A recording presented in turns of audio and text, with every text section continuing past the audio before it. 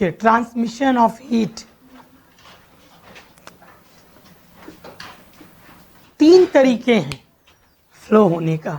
ये डिपेंड करता है कि उष्मा का संचरण कैसे वस्तु में हो रहा है, ठोस में कि द्रव में कि गैस में, है ना। उस आधार पर इसके तरीके क्या होते हैं, अलग होते हैं। तो लिखिए, उष्मा का संचरण उच्च ताप से निम्न ताप की ओर होता है। Transmission of heat occurs from high temperature to low temperature. लिखिए, लेकिन उष्मा का संचरण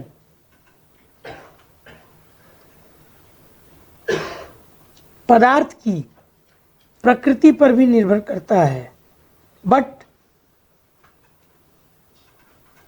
it depends upon nature of material, इस आधार पर उष्मा के संचरण की 3 विधि हैं। On the basis of this there are 3 methods of transmission of heat.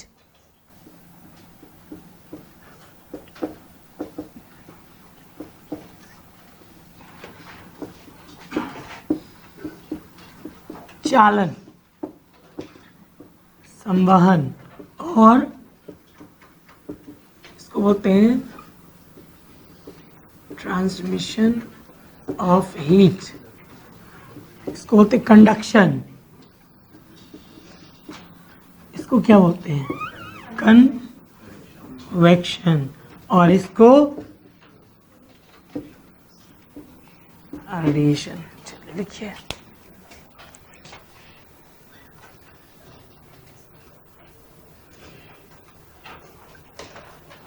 चलिए अब देखिए, चालन लिखिए, कंडक्शन।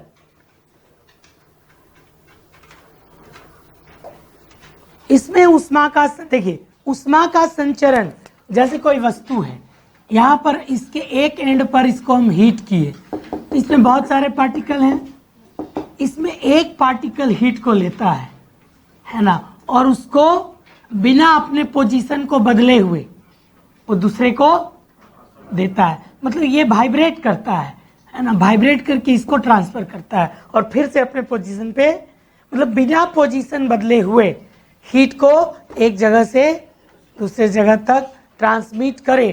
तो इस विधि को क्या बोलते हैं, चालन। और इससे ठोस वस्तु गर्म होता है। ठोस में उष्मा का एक जगह से दूसरे जगह तक जो संचरण, ट्रांसमिशन होता है, वो थ्रू किसके, कंडक्शन। तो लिखिए, जब किसी वस्तु में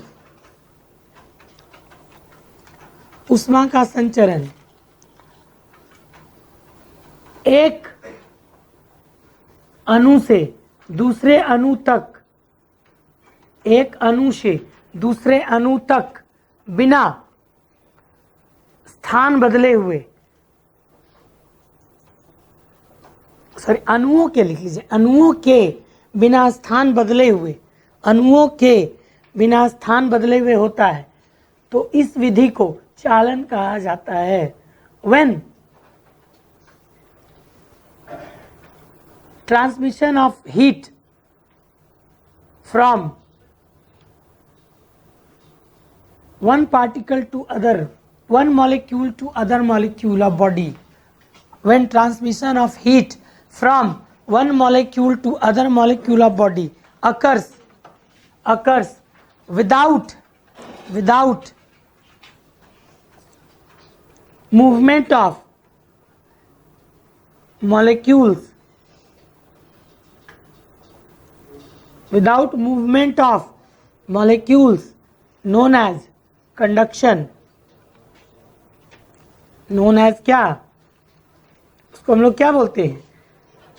देखिए, इस विधि द्वारा ठोस वस्तुएं गर्म होती हैं, ठोस वस्तुओं में उष्मा का संचरण होता है। By this method solid bodies, sorry by this method transmission of heat occurs in solid body. इसको हम लोग क्या बोलते हैं, क्या? चालन, कंडक्शन। तो सॉलिड बॉडी गर्म किससे होता है? कंडक्शन। अब देखिए, अब हम लोग लिखिए, ठोस वस्तु में उष्मा का संचरण या उष्मा का संचरण, या उसको हम कहते हैं उष्मा की चालकता। ठोस वस्तु में उष्मा का संचरण या उष्मा की चालकता निम्नलिखित तथ्यों पर निर्भर करती है। Conduction of heat in solid body, conduction of heat in solid body depends upon following factors. देखिए, अब देखिए किस पे डिपेंड करता है। पहला Q is proportional to A, area of cross section. इसको बोलते हैं अनुप्रस्थ काट का क्षेत्रफल। इसका मतलब समझते हैं क्या? जैसे ये है, मान लीजिए, इसका पूरा एरिया नहीं, बल्कि ये जिससे होकर हीट इंटर कर रहा है। दूसरा, ये टेम्परेचर डिफरेंस,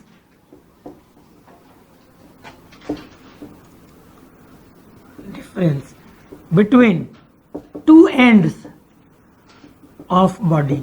मतलब आप जैसे इसको, ये एक रॉड है, उसको गर्म कर रहे हैं, तो यहाँ और यहाँ पे मान लीजिए आप गर्म कर रहे हैं, हीट दे रहे हैं, तो ये T1 डिग्री सेंटीग्रेड और ये क्या है, तो इन दोनों के बीच के टेम्परेचर डिफरेंस पर भी वो डिपेंड करता है।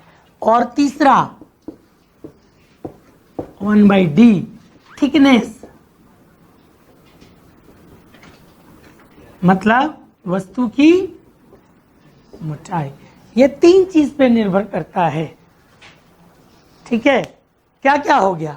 वस्तु कितना का क्षेत्रफल कितना है, दूसरा टेम्परेचर डिफरेंस कितना है, और तीसरा उसकी मोटाई कितनी है।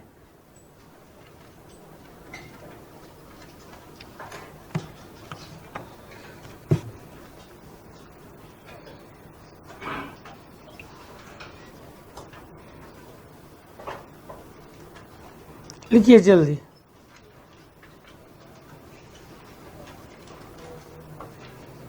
तो ये तीन चीज पे डिपेंड करता है, area of cross section, temperature और थिकनेस। अब तीनों को मिलाइए, तीनों को जब हम मिलाएंगे तो क्या हो जाएगा? लिखिए, इसलिए Q proportional A delta T by D, T degree centigrade by क्या? D। लिखिए,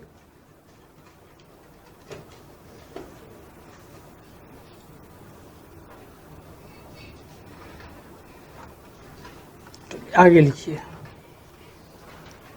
अब हम लोग इसको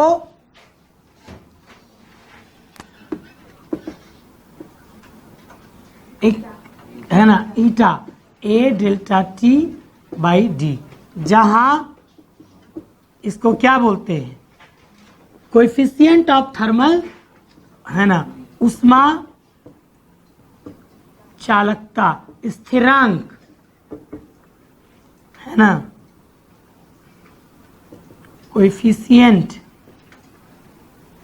ऑफ थर्मल कंडक्टिविटी।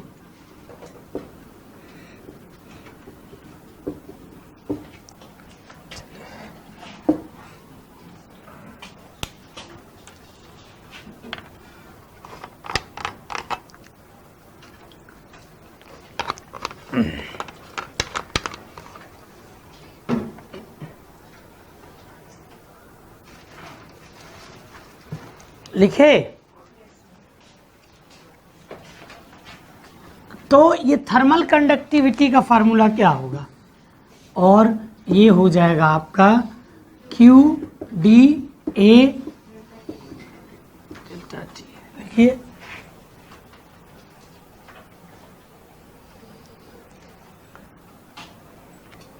इसको नॉर्मली हम लोग थर्मल कंडक्टिविटी भी कह सकते हैं।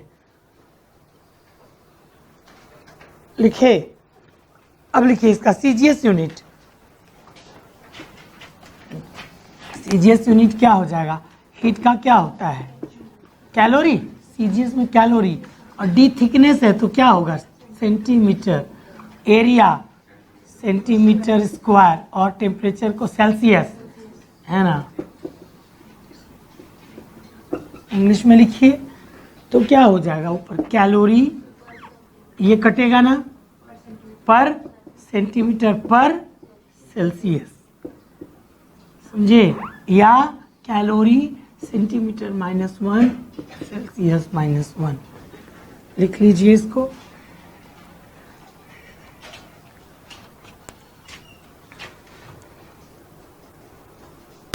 लिखिए, उसके बाद लिखिए एसआई यूनिट। एसआई यूनिट बस यहाँ चेंज कर दीजिए ना, क्या हो जाएगा? Joule, joule per meter per kelvin, मतलब जूल मीटर पे पावर -1, केल्विन पे पावर -1। ये आपका ऐसा यूनिट हो गया। इसको हिंदी में लिख सकते हैं ऐसे, जूल मीटर पे पावर -1। इसका डायमेंशन विमा, इसका डायमेंशन क्या होगा? ऊपर Q है तो Q का ml2 T माइनस, फिर थिकनेस को L, फिर नीचे L², और टेम्परेचर का क्या? K। तो क्या हो जाएगा? L², तो हो जाएगा ml T पे पावर क्या हो जाएगा? K पे पावर -1। ये हीट का लिखे, ये थिकनेस का, ये एरिया का, और ये टेम्परेचर का।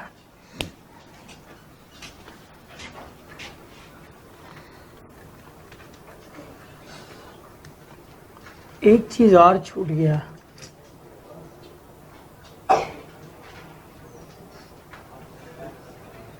थोड़ा सा सुधारिए ना। सॉरी, थोड़ा सा एक बार सुधारिए। तो ये क्यू प्रोपोर्शनल क्या लिखे थे? A Q proportional delta T, Q proportional क्या? थिकनेस, और एक टाइम पीरियड भी छूट गया। सॉरी नहीं, 1/d। चौथा 1, 2, 3 और 4, इतना लिखिए ना। एक छूट गया, ये छूट गया। 4 चीज पर डिपेंड करता है, टाइम पीरियड। और हम जब चारों को मिलाएंगे तो क्या होगा? A D delta T degree centigrade T को एक काम कीजिए ना, टाइम पीरियड को कैपिटल टी से दिखाइए, डिवाइडेड बाय क्या होता है आपका? Divided by D. उसके बाद बस केवल टी जोड़ते जाइए ना। क्यू बराबर क्या है? Eta A delta T degree T by D, ठीक है। और यूनिट में थोड़ा चेंज कीजिए, मिटा दूं? एक केवल मिला लीजिए, बस यूनिट में चेंज कीजिए। सीजीएस यूनिट क्या हो जाएगा? सीजीएस यूनिट हो जाएगा कैलोरी, कैलोरी पर क्या लिखे थे? सेंटीमीटर, है ना, सेंटीमीटर पर सेल्सियस, और पर सेकेंड। ये पर सेकेंड भी हो जाएगा, मतलब कैलोरी सेंटीमीटर -1, डिग्री सेंटीग्रेड -1, और सेकेंड -1। और एसआई यूनिट में भी क्या जोड़ दीजिए? जूल मीटर अच्छा, हाँ ठीक। ईटा का ना फार्मूला हम लोग लिख रहे, तो नीचे आ जाएगा। तो ईटा का भी फार्मूला लिखिए ना, क्या हो जाएगा? क्यू डी क्या हो जाएगा? ए डेल्टा टी और टी, तो ठीक तो है। Joule metre inverse, kelvin inverse, second -1। हाँ अब ठीक है, टाइम छूट रहा था बस। और यूनिट क्या हो जाएगा? यूनिट में एम क्या लिखे थे? ml T-2 था ना, तो ये क्या हो जाएगा? रुकिए, देखिए लिखिए यहाँ, Q का क्या है? ml रुके ml2 t माइनस 2, d का क्या होगा l, a का क्या होगा l स्क्वायर, डेल्टा t का k और t टाइम का क्या हो जाएगा t। तो ये तो कटाना, तो क्या बचा m l t, ये ऊपर जाएगा t minus 3 k minus 1, t minus 2 जो लिखे है ना वहां केवल क्या कर दीजिए -3।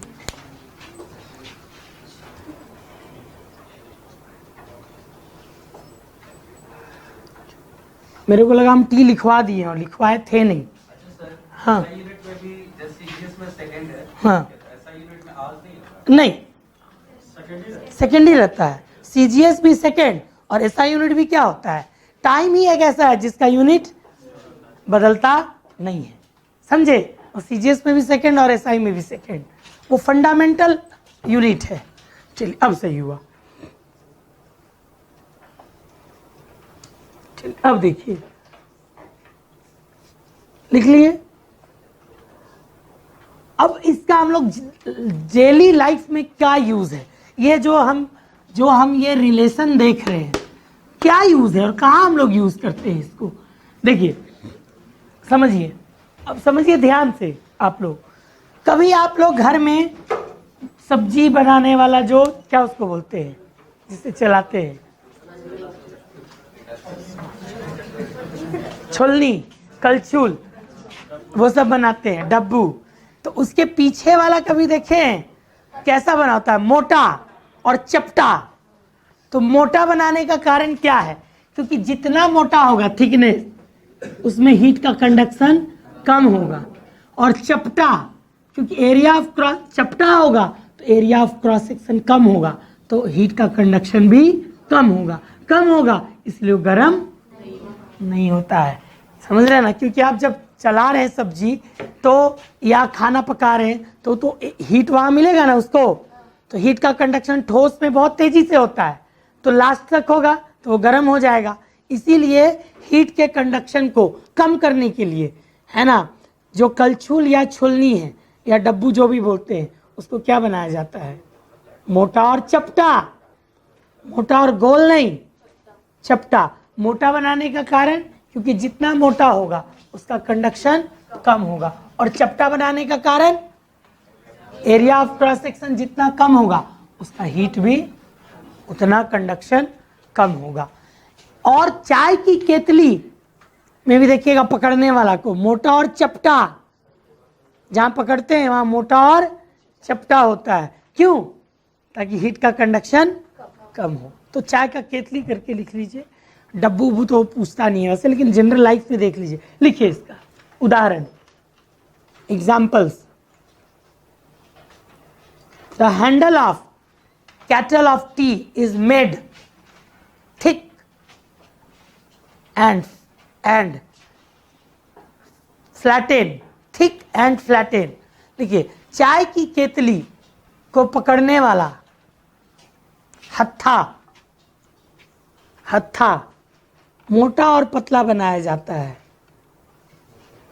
हाँ मोटा और चपटा, सॉरी मोटा और पतला बोल रहे, मोटा और चपटा बनाया जाता है, बिकॉज कंडक्शन ऑफ हीट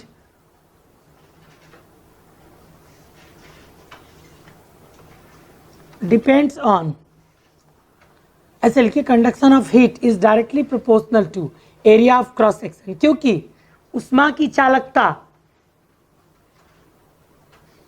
अनुप्रस्थ काट के क्षेत्रफल, पूरा क्षेत्रफल नहीं, अनुप्रस्थ काट के क्षेत्रफल का समानुपाती होता है।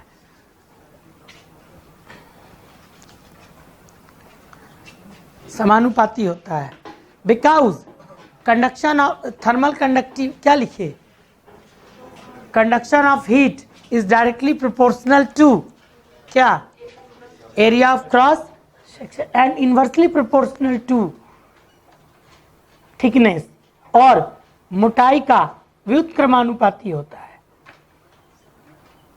नहीं उधर लिखे नहीं, इसी लैंग्वेज में थोड़ा लिखा दे रहे, मोटाई का व्युत्क्रमानुपाती होता है।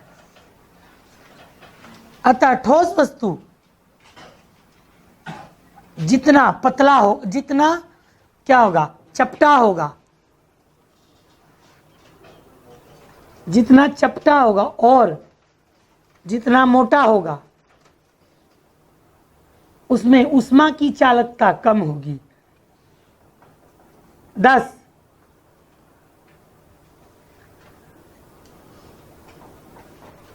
conduction of heat in solid body occurs in very low amount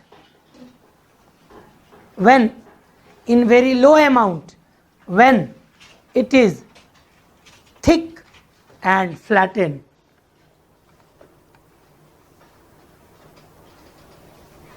जिस कारण ठोस वस्तु गर्म नहीं होगा। Due to this solid body will not heat। ठोस वस्तु गर्म क्या?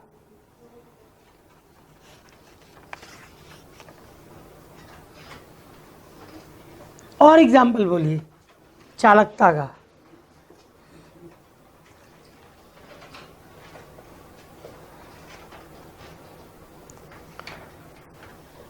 चलिए बेसिकली यही एक एग्जाम्पल है ठोस का।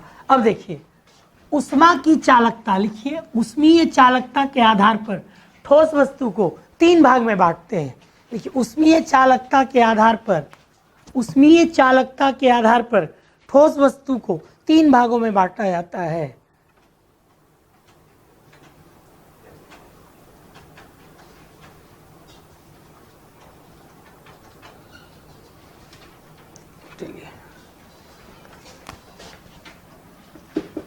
ठोस वस्तु सॉलिड बॉडी 3। एक हो गया चालक, एक को क्या बोलते हैं कुचालक, और एक उष्मारोधी। इसमें लिखिए कंडक्टर, इसको बोलते हैं बैड कंडक्टर। इंसुलेटर इसमें वर्ड यूज नहीं करते हैं। Bad conductor insulator of heat नहीं, इलेक्ट्रिसिटी का इंसुलेटर होता है और ये हीट रेजिस्टेंट। ये 3 बॉडी है। तीनों के नीचे लिखिए। क्या हुआ क्यों नहीं? अच्छा, according to thermal conductivity comma दीजिए। लिखे according to thermal conductivity solid bodies are classified in 3 parts.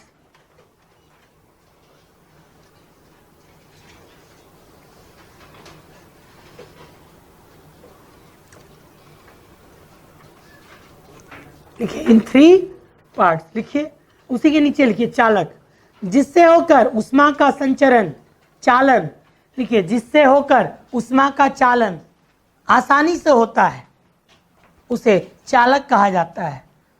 The solid bodies through which transmission of heat occurs easily. The solid bodies through which the bodies लिखिए, solid bodies नहीं, the bodies through विच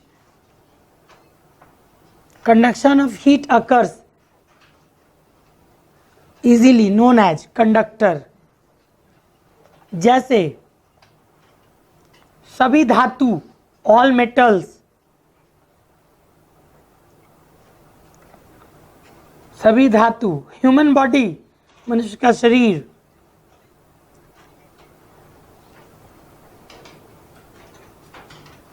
लिखे इत्यादि।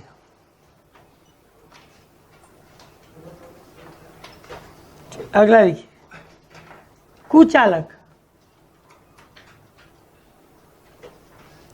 इसमें conduction होता है लेकिन बहुत कम। ये नहीं बोलेंगे कि नहीं होता है, बहुत कम। तो लिखिए वैसे वस्तु जिनसे होकर ऊष्मा का चालन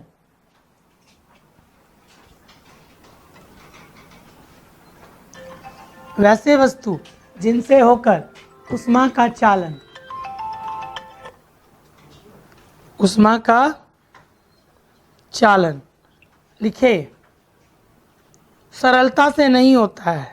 तो जिससे होकर उष्मा का संचरण क्या होता है? सरलता से नहीं होता है। लिखिए, the bodies through which conduction of heat occurs, through which conduction of heat occurs, है ना, क्या होगा जरा क्या लिखवा दिए, हाँ, does not occur, sorry, conduction of heat does not occur easily, ठीक है, डज नॉट अकर इजीली। अब देखिए उसमें कौन कौन आएगा, ये आपको नाम याद रखना है।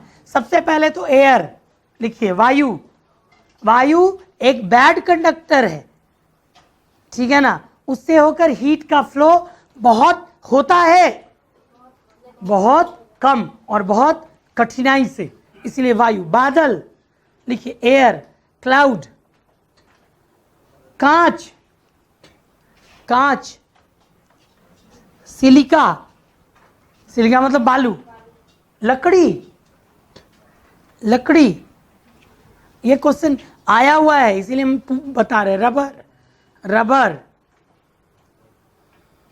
इतना चीज याद रखिएगा, इत्यादि। हाँ, प्लेटिनम जल्दी गर्म नहीं होता है, लेकिन उसमें कंडक्शन होता है। ठंडा तुरंत गर्म होता है और तुरंत ठंडा होता है। ये मत बोलिए कि कंडक्शन नहीं होता है, वो तुरंत, आप ठीक बोले, वो तुरंत गर्म होता है और तुरंत ठंडा होता है। इसका मतलब ये नहीं है कि वो क्या है, बैड कंडक्टर है, वो कंडक्टर है, समझ रहे हैं ना। उसमें कंडक्शन तो और तेजी से होता है, तभी वो ठंडा होता है। वहां पर रूल है कि जो जितना जल्दी गर्म होगा उतना जल्दी, मतलब उसकी कंडक्टिविटी ज्यादा है। चलिए आगे लिखिए, अभी एयर का एग्जाम्पल देंगे, रुकिए ना, बहुत सारे एग्जाम्पल है। आगे लिखिए, उष्मारोधी, वे वस्तु जिससे उष्मा का संचालन बिल्कुल भी नहीं होता है, वह वस्तु, वे वस्तुएं जिनसे उष्मा का चालन नहीं होता है, उष्मारोधी कहलाते हैं। लिखिए, the bodies through which conduction of heat does not occur. तीनों मंत्र समझ गए? इससे होता है, इससे कम होता है, मतलब बहुत थोड़ा कठिनाई से, और इससे बिल्कुल भी। इसमें लिखिए दो चीज ऐसे हैं, लिखिए एस्बेस्टस और एबोनाइट, एस्बेस्टस और एबोनाइट, ये क्वेश्चन आया हुआ था। इसमें से कौन उष्मारोधी पदार्थ है? और सब लोग वायु में मार के आ गए थे किसी एग्जाम में। हाँ, एस्बेस्टस और एबोनाइट, ऑप्शन 4 था, है ना, लोहा, वायु, है ना, एबोनाइट और एक कुछ था, सब वायु में मार के आ गए थे। वायु बैड कंडक्टर है, नॉट हीट रेजिस्टेंट, समझ गए? अब इसके एग्जाम्पल्स लिखिए, उदाहरण। चलिए उदाहरण में पहला लिखिए, चाय की प्याली, cup of tea is made by China clay. चाय की प्याली, चीनी मिट्टी, चीनी मिट्टी नहीं, अब हम बता दे रहे, सबको मिला के लिखवा रहे। चाय की प्याली, ठीक है, क्या है, चीनी मिट्टी से बनाई जाती है। Cup of tea is made by China clay, क्योंकि चीनी मिट्टी उष्मा की कुचालक है, उसको चीनी मिट्टी भी कुचालक में लिख लीजिए। Because China clay is bad conductor of heat, अतः चाय अधिक देर तक गर्म रहता है। Due to this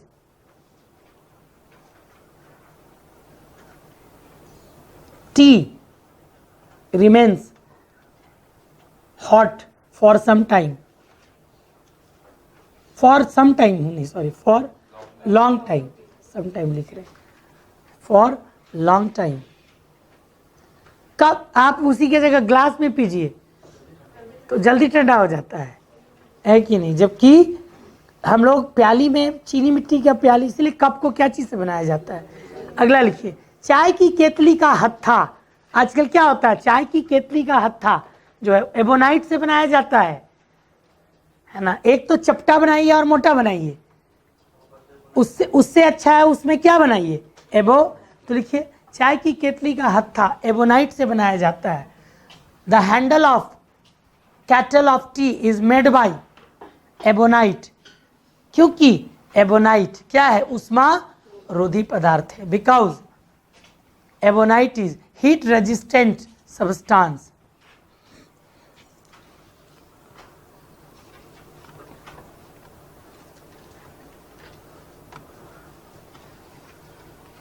heat resistant क्या सब्सटेंस। इसी कारण चाय केतली का हत्था जल्दी गर्म नहीं होता है, ड्यू टू दिस। गर्म नहीं होता है due to this. Handle of kettle गर्म नहीं होता है, लिखिए does not heat hot heat.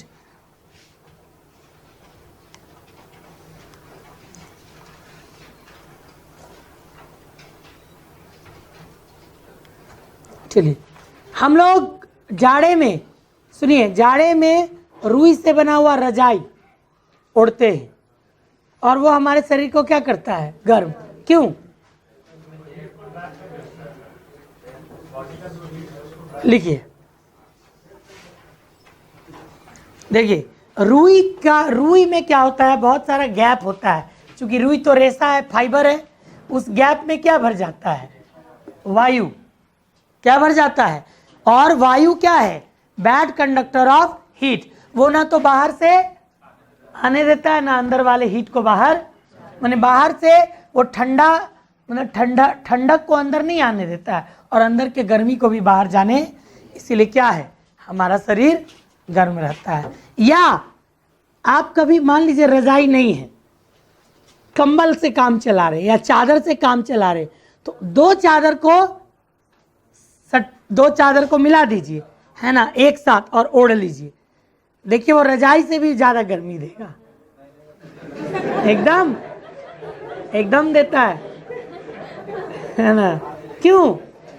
देखिए उसका कारण है, आप लोग या छोड़िए, कंबल है, कंबल में आप एक उसके ऊपर क्या कीजिए, चादर का कवर लगा दीजिए और उसको कहाँ खोली, उसको ओढ़िए, तो क्या होगा, वो ज्यादा गर्म होता है। क्यों? क्योंकि देखिए दो चादर लपेटे, उसके बीच क्या हो गया, air is bad conductor of क्या, हीट। इसीलिए क्या है, वो अंदर के हीट को बाहर जाने और पूरा गर्म रहता है। तो लिखिए इसको ऐसे लिखिए, when we wear two shirts, जब हम लोग एक शर्ट की बजाय दो शर्ट पहनते हैं, सॉरी, जब हम लोग ठंडे के दिन में, जोड़ लीजिए, ठंडे के दिन में एक शर्ट के बजाय दो शर्ट पहनते हैं, when we wear two shirts in place of one shirt in winter season, then we feel more warm, तो हम लोग अधिक गर्म महसूस करते हैं। वी फील मोर वार्म, हम लोग अधिक गर्म महसूस करते हैं, क्योंकि दोनों शर्ट के बीच वायु की एक परत होती है। Because layer of air is present between both shirts, क्योंकि दोनों शर्ट के बीच वायु की क्या होती है,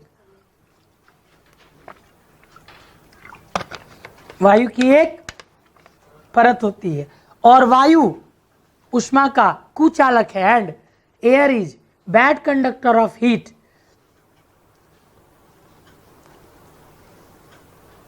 जो शरीर के उष्मा को बाहर जाने नहीं देती है, which prohibits the emission of heat from body, the emission of heat from body, which prohibits the emission of heat from body, जो शरीर से निकलने वाली उष्मा को बाहर जाने नहीं देती है। हम लोग ठंडे में स्वेटर पहनने का भी यही कारण है। स्वेटर क्यों पहनते हैं और गर्मी क्यों लगता है? क्योंकि स्वेटर के में छोटे छोटे क्या होते हैं, छेद, पोर्स, और पोर्स में क्या भरा होता है, एयर, और एयर पूरा हमारे बॉडी को क्या करता है, समझ रहे हैं ना। तो उसको लिखने का जरूरत है, समझ जाएंगे ना। अगला देखिए, बाद एक चीज, जिस दिन या रात बादल होता है वायुमंडल में तो गर्मी लगता है ना, क्यों? क्योंकि बादल भी बैड कंडक्टर ऑफ क्या है? हीट। वो क्या होता है? नीचे के हीट को बाहर जाने, तो ये लिख लीजिए।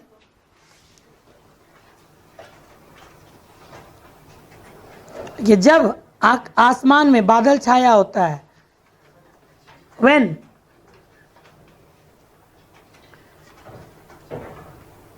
sky is cloudy तो वातावरण में अधिक गर्मी महसूस होती है। Then we feel warm in our environment. वातावरण में अधिक गर्मी महसूस होती है। We feel warm in our environment because, क्योंकि बादल उष्मा का कुचालक है। Because cloud is bad conductor of heat.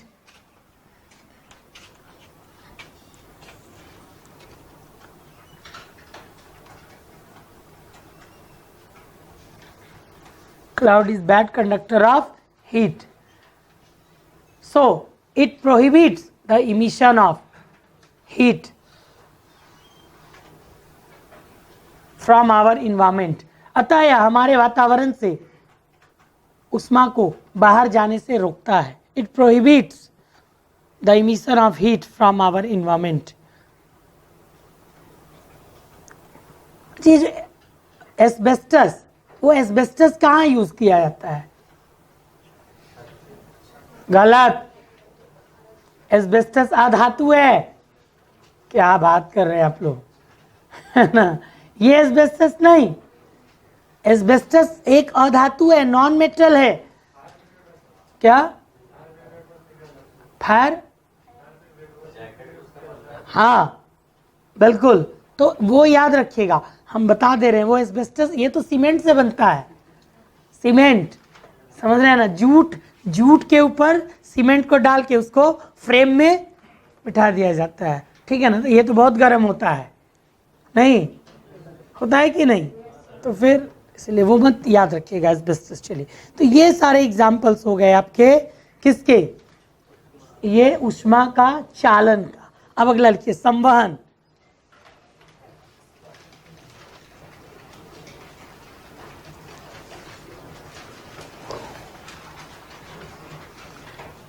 संवहन, आप लोग घर में संवहन खूब देखे हैं। घर में पानी चढ़ाइए, है ना, गैस पे, चूल्हे पे। आज नहीं देखे तो जाग के देखिएगा, तो देखते हैं नीचे से बुलबुला जैसा निकलता है। होता क्या है कि द्रव और गैस, है ना, अभी हम क्या बोले? क्या बोले? चालन से केवल ठोस गर्म होता है, और द्रव और गैस किससे गर्म होते हैं? संवहन और विकिरण। सॉरी, संवहन, विकिरण नहीं, संवहन। इसमें क्या होता है, आप किसी द्रव को इसमें रखिए तो हीट नीचे से दे रहे, तो यहाँ का जो पार्टिकल है ये हीट लेकर कहाँ जाता है? ऊपर, और ऊपर वाले को ये नीचे भेजता है, और ये प्रोसेस चलते रहता है, जिस कारण क्या होता है? एक जगह से दूसरे जगह हीट पहुंचता है। मतलब फर्क क्या है इसमें? इसमें जो पार्टिकल है वो हीट को लेकर, मतलब अपना स्थान को बदलते हुए क्या करते हैं? हीट को ट्रांसमिट करते हैं। इसके पहले वाला में क्या था? अपना पोजीशन को बदलता नहीं है, वो केवल वाइब्रेट होता है। वाइब्रेट होके अगले को देख के फिर से अपने पोजीशन पे आ जाता है, और इसमें सीधे चला जाता है। तो लिखिए, जब किसी वस्तु में उष्मा का संचरण एक स्थान से दूसरे स्थान तक अणुओं के एक स्थान से दूसरे स्थान तक अणुओं के संचरण के द्वारा होता है, या अणुओं के संचरण के द्वारा होता है, या गति के द्वारा होता है, तो इसे संवहन कहा जाता है। When transmission of heat in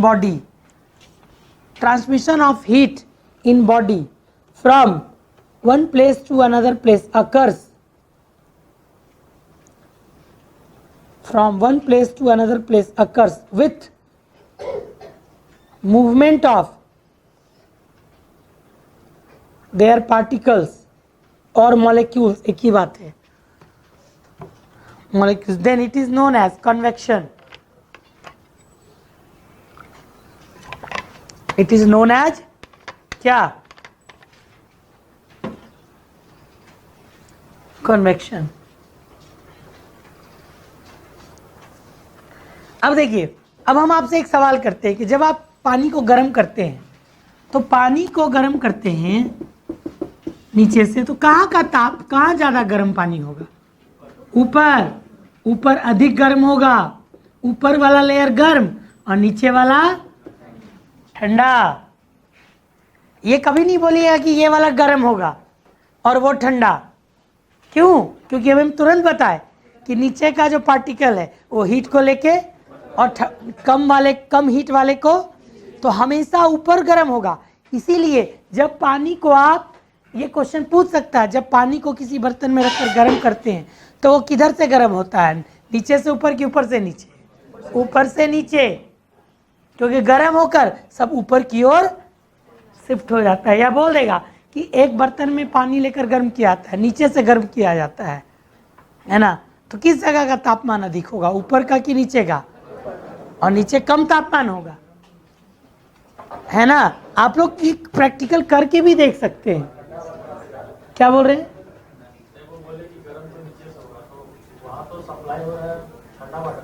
हाँ, ठंडा वाटर ना नीचे जा रहा है, गर्म। हम क्या बोले, इसमें जो पार्टिकल्स हैं वो मूव करते हैं, ठीक है? तो ये क्वेश्चन भी आपसे पूछ सकता है कंफ्यूज करने के लिए। एक मिनट, देख रहे हैं आप बीपीएससी वगैरह में जो क्वेश्चन है, सिंपल क्वेश्चन है, वैसा क्वेश्चन दे रहा है जिस पर आपका ध्यान नहीं गया, वही कंपटीशन को टफ बना दे रहा है, ठीक है? तो इसमें वही चीज है, बोल देगा कि किसी द्रव को किसी बर्तन में रखकर गर्म करते हैं तो किधर से किधर गर्म होता है, नीचे से ऊपर कि ऊपर से नीचे? तो लिखिए, जब, उसी में लिखिए उदाहरण, एग्जाम्पल, जब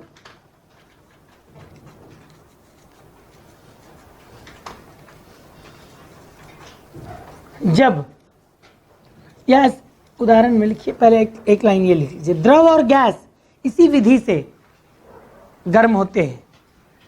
liquid and gases are heated by this method. द्रव और गैस इसी विधि से गर्म होते हैं।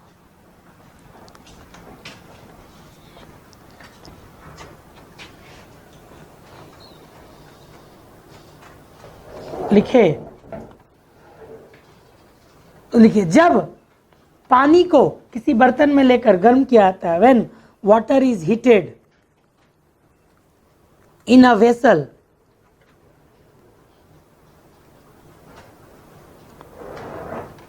तो नीचे के कण उष्मा को लेकर ऊपर की ओर विस्थापित होते हैं। नीचे के कण उष्मा को लेकर ऊपर की ओर विस्थापित होते हैं।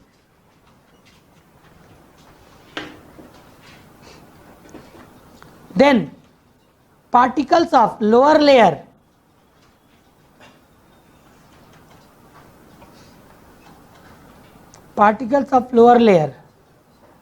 है ना, transmit the heat in upward direction,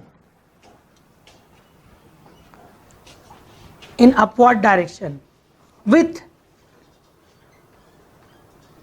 their movement, और ऊपर के ठंडे कण नीचे की ओर विस्थापित होते हैं। And hence particles of upper layer, ऐसे लिखिए, cold particles of upper layer displace in downward direction. इसी कारण ऊपर का परत अधिक गर्म होता है जबकि निचला परत ठंडा होता है। Due to this upper layer of water is warm and lower layer is cold। ऊपर का परत गर्म और नीचे का परत क्या होता है? ठंडा। क्या होता है? अतः पानी या जल ऊपर से नीचे की ओर गर्म होता है। 10 water is heated from top to bottom. अतः पानी कहां से गर्म होता है? ऊपर से नीचे। बना लीजिए इसके फिगर को। ये ठंडा, ये उष्मा दे रहे हैं, हीट। ये ठंडा, कोल्ड, और ये क्या होगा? गर्म, वार्म। और इधर से इधर, या चलिए इसको पता चल ही जा रहा है।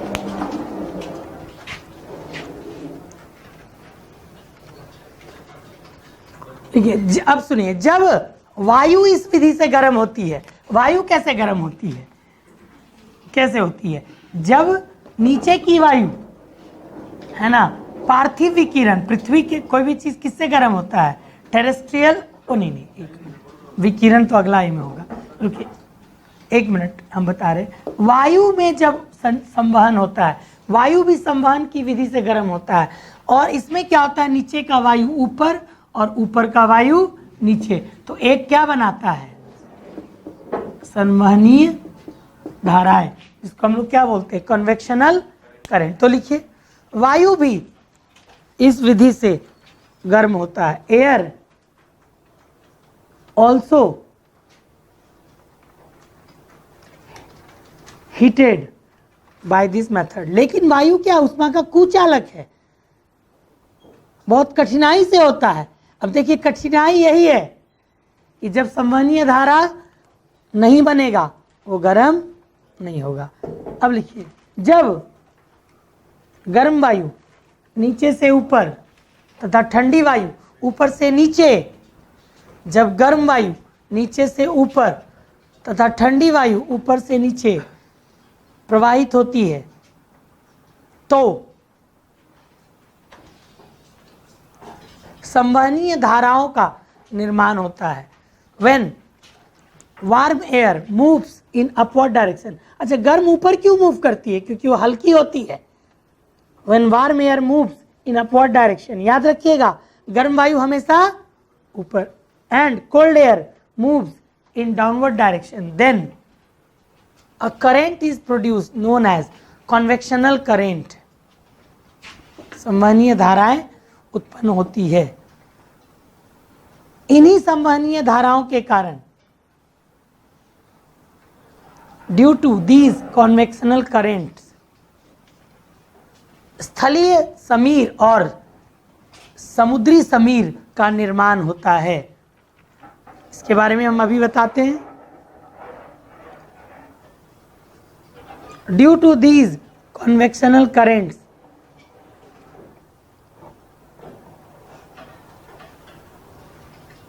लिखे, land bridge and ocean bridge are form.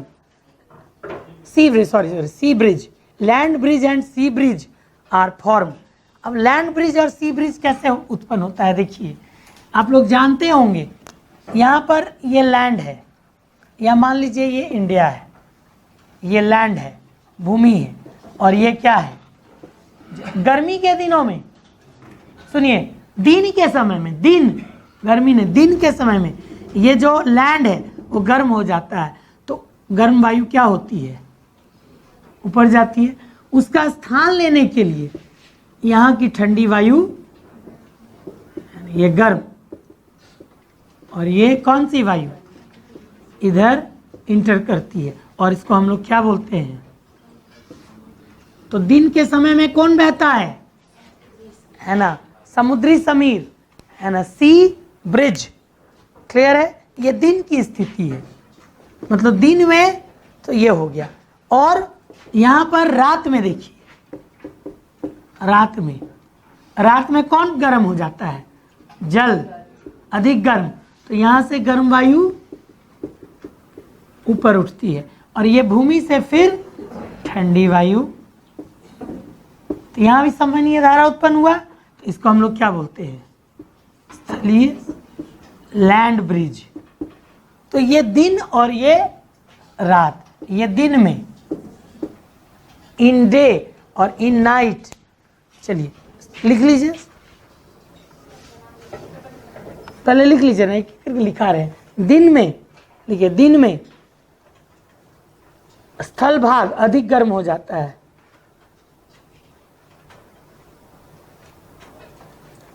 In day land becomes warm.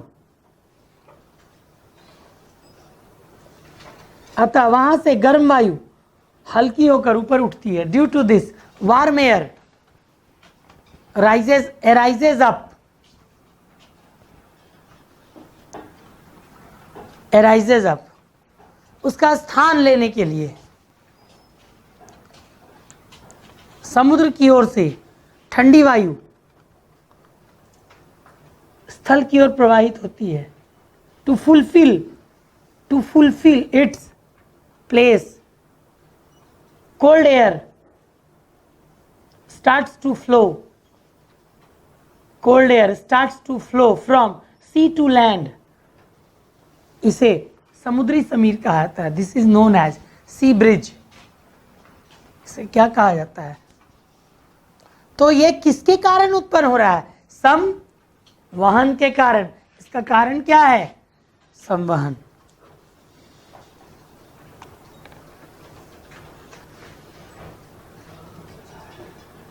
चलिए अगला लिखिए। रात की स्थिति में जल भाग अधिक गर्म होता है, या समुद्र अधिक गर्म होता है। In night sea is more warm. अतः गर्म वायु की संवहनीय धाराएं ऊपर की ओर उठती है। गर्म वायु की संवहनीय धाराएं ऊपर की ओर उठती है। 10 convectional current of warm air rises up in night. Ocean is more warm. Due to this convectional current of warm air rises up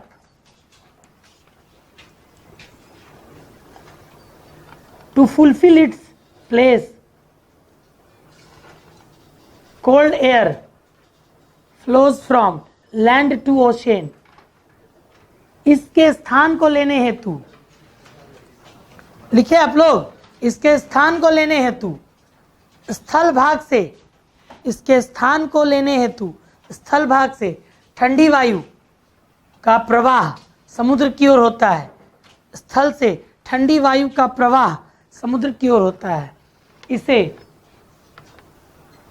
स्थलीय समीर कहा जाता है। दिस इज नोन एज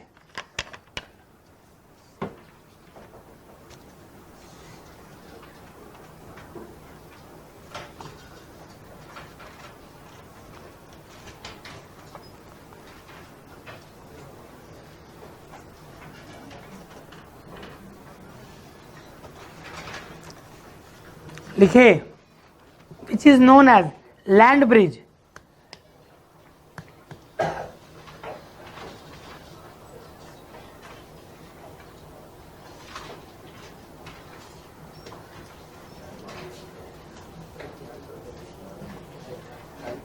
अगला एग्जाम्पल लिखिए, बनाइए फिगर, जल्दी बनाइए।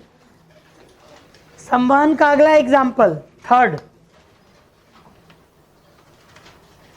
फर्स्ट एग्जाम्पल क्या दिए? पानी ऊपर से नीचे गर्म होता है। सेकेंड एग्जाम्पल, इसके संवहन के कारण ही क्या बनता है? सी ब्रिज। और थर्ड लिखिए, रोशनदान, उसको इंग्लिश में क्या बोलते हैं? वेंटिलेटर। यहाँ तो है ही नहीं, कैसे दिखाए? हाँ, रोशनदान हमेशा क्या दीवार के ऊपर और छत के नजदीक बनाया जाता है। क्यों? हाँ, गर्म हवा जो हम लोग सांस लेते हैं, तो गर्म हवा और दूषित हवा छोड़ते हैं कि नहीं? तो वो क्या होता है? ऊपर उठ के और रोशनदान से बाहर। उसको फुलफिल करने के लिए खिड़की और दरवाजे से कौन सी हवा आती है? ठंडी हवा। तो इसीलिए रोशनदान हमेशा छत के से सटा के और दीवार के ऊंचाई पे बनाया जाता है ना? बीच में क्यों नहीं बनाया जाता है ना? रोशनदान का दो काम, एक तो लाइट देगा और दूसरा गर्म और क्या दूषित हवा को बाहर। तो लिखिए,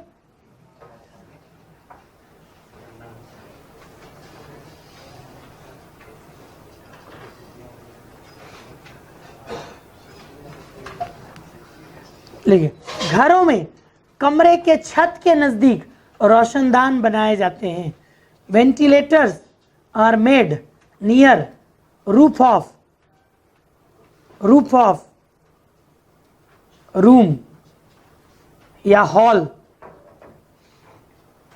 कमरे के छत के नजदीक रोशनदान बनाए जाते हैं क्योंकि कमरे के अंदर की गर्म और दूषित वायु ऊपर उठकर नीचे बनाएगा तो क्या होगा, कोई फायदा नहीं होगा। क्योंकि गर्म वायु ऊपर उठती है, क्योंकि लिखे कमरे की गर्म और दूषित वायु ऊपर उठकर रोशनदान से बाहर निकल जाती है। क्योंकि कमरे की गर्म और दूषित वायु ऊपर उठकर रोशनदान से बाहर निकल जाती है। Because hot and polluted air rises up and escape out from room through ventilator to fulfill its place। इसके स्थान को लेने हेतु बाहर की हवा, शुद्ध हवा, बाहर की शुद्ध और ठंडी हवा, to fulfil its place cold and pure air enters into room through window और क्या डोर। इसका स्थान लेने हेतु बाहर की शुद्ध और ठंडी हवा दरवाजे और खिड़कियों से क्या होती है, अंदर की ओर आती है। तो ये कारण क्या है, कन्वेक्शन है ना। कन्वेक्शन के कारण ही ऐसा कुछ होता है। चलिए अगला लिखिए, विकिरण।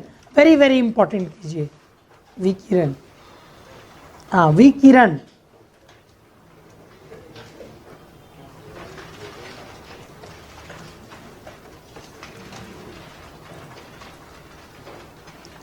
हमारे ऊष्मा का मुख्य स्रोत कौन है,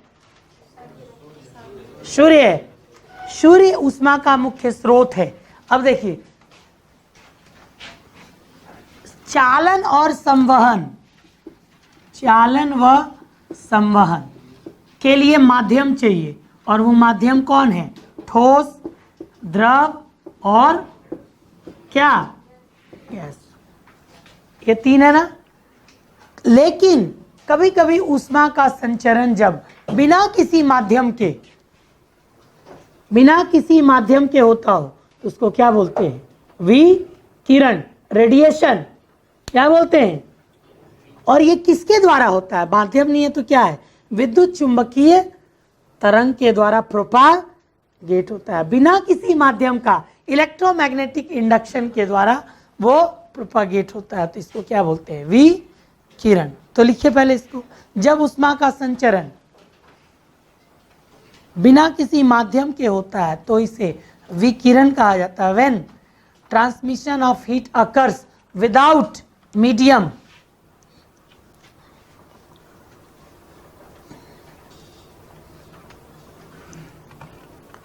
then it is known as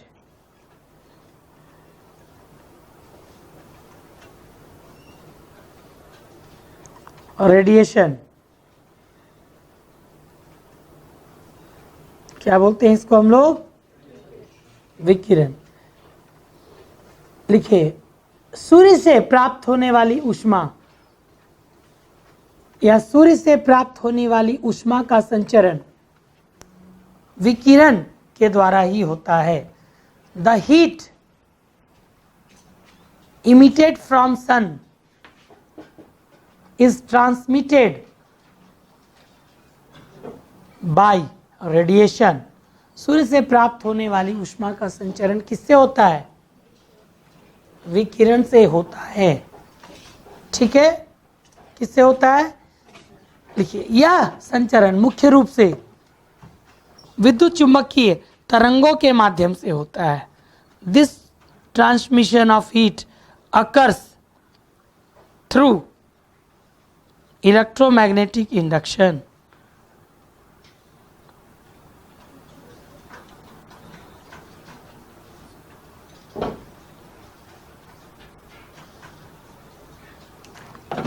लिखे।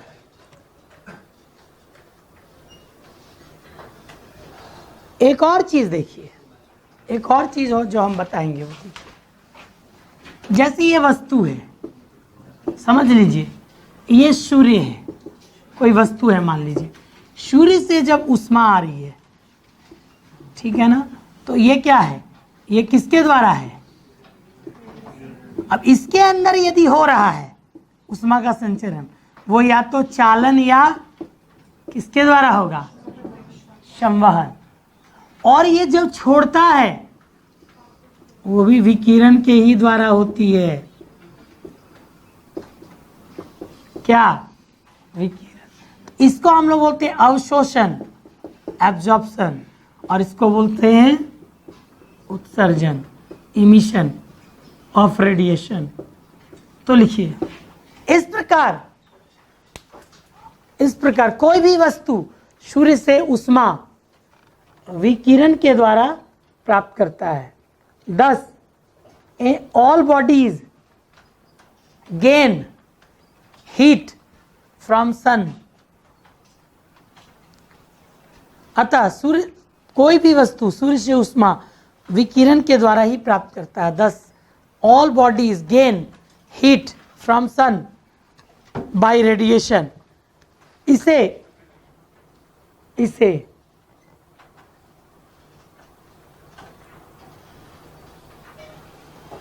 विकिरण का अवशोषण कहा जाता है। This is known as absorption of radiation. इसे विकिरण का अवशोषण कहा जाता है।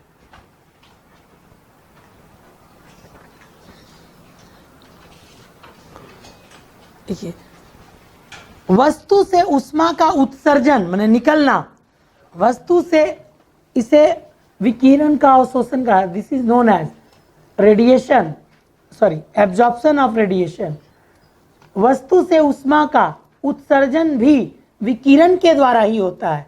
Emission of heat from body is also done by radiation. वस्तु से उष्मा का उत्सर्जन भी विकिरण से ही होता है।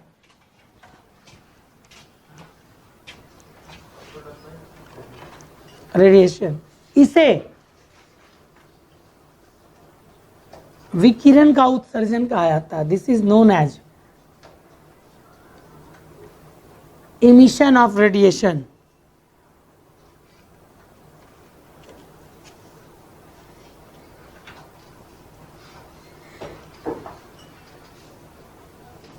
लिखे।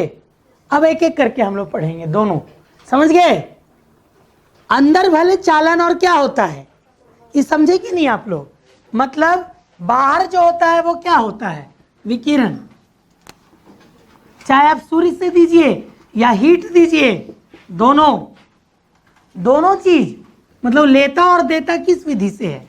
ये वस्तु है, मान लीजिए ये हीट ले रहा है, तो इसको क्या बोलेंगे, उष्मा का अवशोषण। किस विधि से हो रहा है, विकिरण। और ये क्या हो गया, उष्मा का उत्सर्जन। और ये भी किस विधि से हो रहा है, विकिरण। मतलब यहां क्या हो गया, एब्जॉर्प्शन ऑफ हीट, है ना, बाय क्या से। और इसके अंदर क्या होगा, अंदर चालन व संवहन हो सकता है, लेकिन ये क्या है, ये भी विकिरण। इसको क्या बोलेंगे, इमिशन। तो याद रखिएगा ये, चलिए बना लीजिए। मतलब वस्तु जो है उष्मा को लेती और देती है विकिरण के माध्यम से, और उसके अंदर उष्मा का संचरण होता है चालन या संवहन के माध्यम से।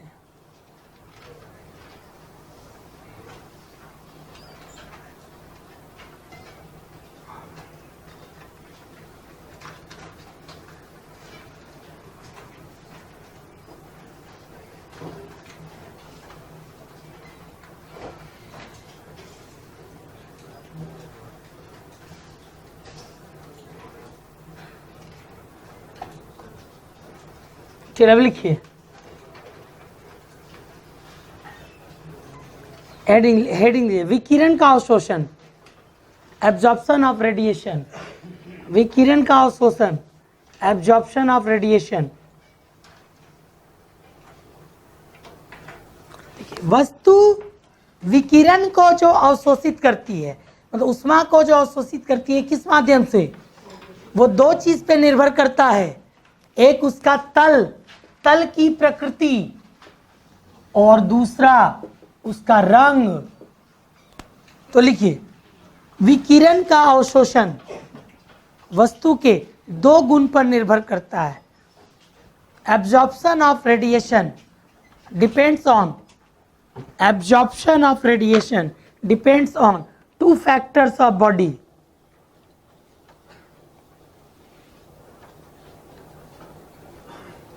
दो क्या है? पहला तल की प्रकृति, वस्तु के सतह की प्रकृति लिखिए, nature of surface of body, वस्तु के सतह की प्रकृति, और दूसरा वस्तु का रंग, कलर ऑफ बॉडी। अब देखिए पहला चीज, तल जितना खुरदरा होगा, रफ, वो ऊष्मा को क्या करेगी? अधिक क्या करेगी? एब्जॉर्ब करेगी। और रंग जितना गहरा होगा वो उतना ऊष्मा को अवशोषित करेगी। गहरा रंग, ठीक है। तो लिखिए वस्तु का सतह जितना अधिक खुरदरा होगा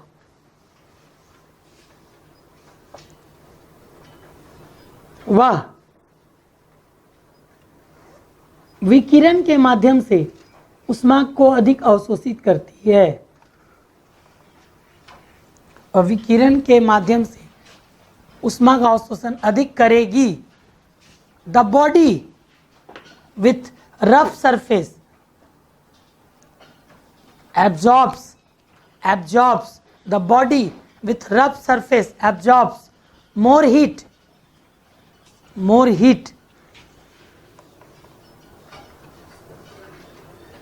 by radiation।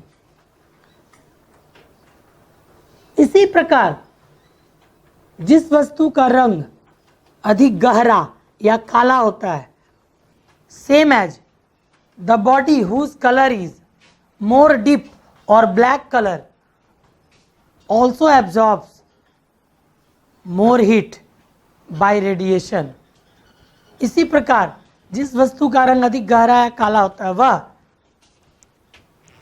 विकिरण के माध्यम से ऊष्मा का अधिक अवशोषण करती है।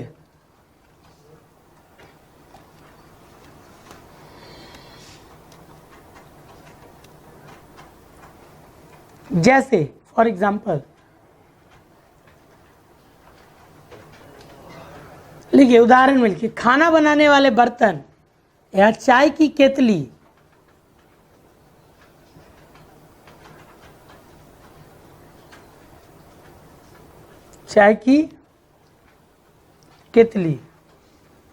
लिखे के नीचे का तल को अधिक खुरदरा और काला बनाया जाता है। कढ़ाई उड़ाई देखिए, नीचे काला और खुरदरा। देखिए द बॉटम ऑफ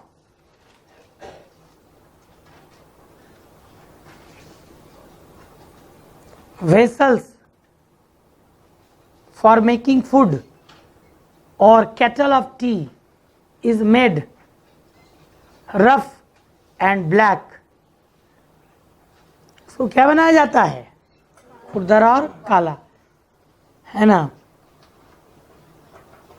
जिस कारण बर्तन द्वारा अधिक ऊष्मा का अवशोषण किया जाता है। Due to this vessel absorbs more heat. बर्तन अधिक ऊष्मा को क्या करता है? और खाना जल्दी पक जाता है। एंड फूड कुक्स क्या? फास्टली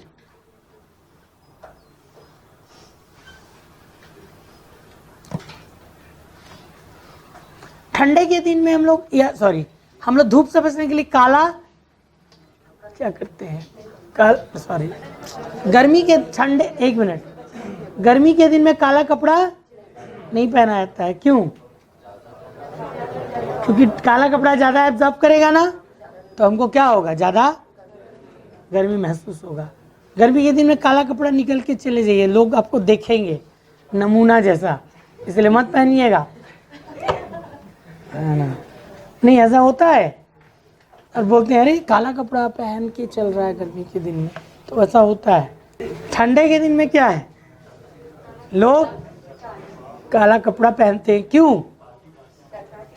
ताकि गर्मी को वो ज़्यादा एब्जॉर्ब करे और उसके शरीर को गर्मी लगे।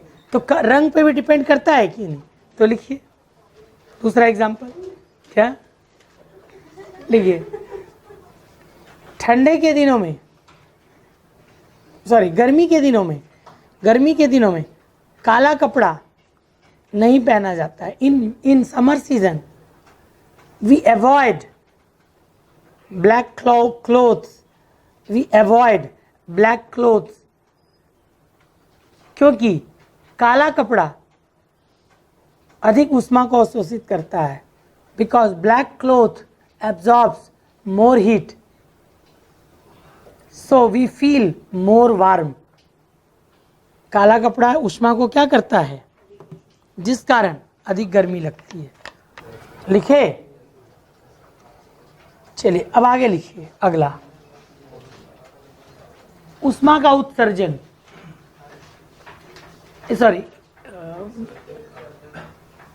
विकिरण, एमिशन ऑफ रेडिएशन, विकिरण का उत्सर्जन, एमिशन ऑफ रेडिएशन। देखिए, ऊष्मा का विकिरण के द्वारा ऊष्मा का उत्सर्जन समझ लीजिए। अब 1 मिनट, अभी हम क्या बोले? अवशोषण जो है वो डिपेंड करता है 2 चीज पर, तल की प्रकृति और किस पर? कलर पर।